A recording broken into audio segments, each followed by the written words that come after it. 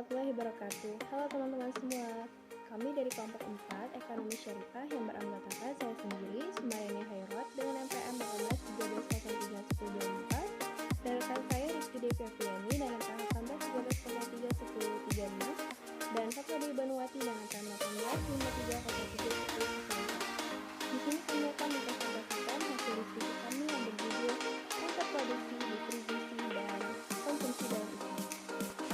Pokok bahasan yang akan disampaikan dalam video ini yang pertama adalah pengertian produksi Islam, kedua prinsip produksi Islam, kemudian faktor-faktor produksi Islam, yang keempat konsumsi dalam ekonomi Islam, 5 distribusi dan redistribusi Islam, yang keenam tujuan distribusi Islam. Di sini saya akan membahas tentang pengertian produksi Islam. Dalam ekonomi Islam, produksi mempunyai motif kemaslahan, kebutuhan, dan kewajiban. Perilaku produksi merupakan usaha seseorang atau kelompok untuk melepaskan dirinya dari kefakiran.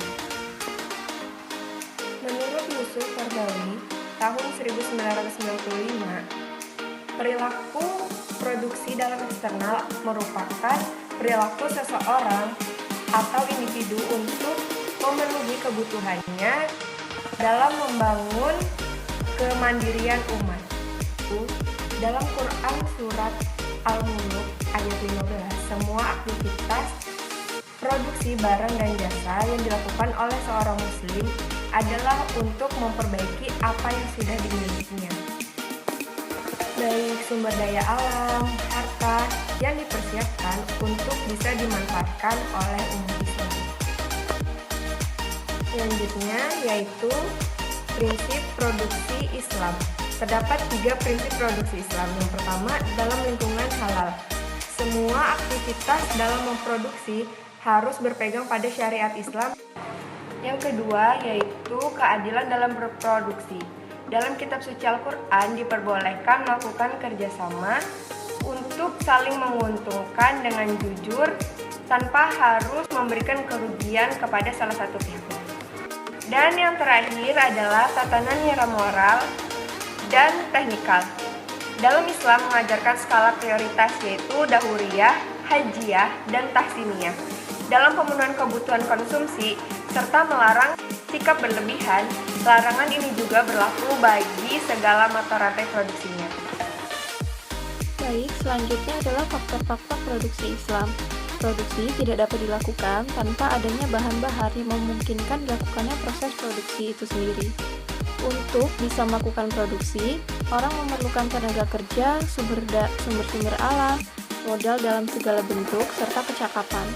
Jadi, semua unsur yang menopang usaha penciptaan nilai atau usaha memperbesar nilai barang disebut sebagai faktor-faktor produksi.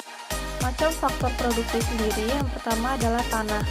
Hal yang dimaksud dengan istilah land atau tanah di sini bukanlah sekedar tanah untuk ditanami atau untuk digali saja, tetapi termasuk pula di dalamnya segala sumber daya alam.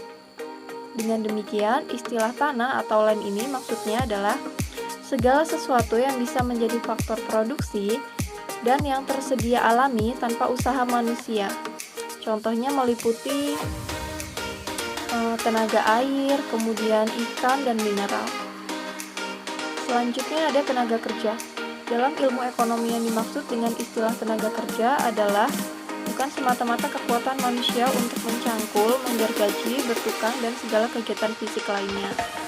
Akan tetapi lebih luas lagi yaitu dalam istilah human resource atau SDM itu tercakuplah tidak saja tenaga fisik atau tenaga jasmani manusia, tetapi juga kemampuan mental dan kemampuan non-fisiknya.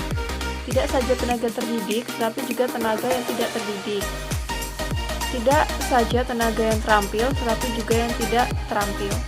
Jadi pendek kata, dalam istilah atau pengertian human resource, itu terkumpullah sebuah atribut atau kemampuan manusiawi yang dapat disambungkan untuk memungkinkan dilakukannya proses produksi barang dan jasa. Selanjutnya adalah konsumsi dalam ekonomi Islam. Menurut Samuelson, konsumsi adalah kegiatan yang menghabiskan utility atau nilai guna barang dan jasa. Barang meliputi barang tahan lama dan barang tidak tahan lama. barang konsumsi menurut kebutuhannya, yaitu kebutuhan primer, kebutuhan sekunder, dan kebutuhan tersier. Prinsip konsumsi dalam Islam adalah prinsip keadilan, kebersihan, prinsip kemurahan hati, dan moralitas. Mozerkaf 29 mengembangkan pemikiran tentang teori konsumsi Islam dengan memuat asumsi Islam dilaksanakan oleh masyarakat, zakat hukumnya wajib, tidak ada riba, mudorabah wujud dalam perekonomian, dan pelaku ekonomi mempunyai perilaku memaksimalkan. Ada 4 prinsip dalam sistem ekonomi Islam menurut Al-Quran. Yang pertama, hidup, hemat, dan tidak bermewah-mewah. Tindakan ekonomi diperuntukkan hanya sekedar untuk pemenuhan kebutuhan hidup, bukan pemuas keinginan. Kemudian implementasi zakat dan mekanismenya pada tatanan negara. Yang ketiga adalah penghapusan riba, menjadikan sistem bagi hasil atau profit loss sharing dengan instrumen mudharabah dan musyarakah sebagai pengganti sistem kredit termasuk bunga. Yang keempat, menjalankan usaha-usaha halal jauh dari maisir dan khoror, harus dalam kerangka halal. Kemudian yang selanjutnya pembahasan mengenai distribusi dan redistribusi. Pada dasarnya, distribusi pendapatan dan kekayaan berdasarkan maslahat bersama dengan batas waktu, dan dilandasi juga oleh produksi barter dan pertimbangan-pertimbangan pasar. Nah, sedangkan redistribusi berlandaskan pada pertimbangan keagamaan, moral, keluarga, dan sosial. Sedikit penjelasan mengenai tujuan distribusi dalam Islam. Ekonomi Islam datang dengan sistem distribusi yang merealisasikan beragam tujuan yang mencakup di berbagai bidang kehidupan dan mengikuti pola elit politik dengan baik dalam merealisasikan tujuan-tujuan tersebut. Tujuan distribusi dalam Islam dikelompokkan menjadi 4 tujuan, yaitu yang pertama tujuan untuk berdakwah, tujuan pendidikan, tujuan sosial, dan tujuan ekonomi. Tujuan sosial memenuhi kebutuhan kelompok yang membutuhkan dan menghidupkan prinsip solidaritas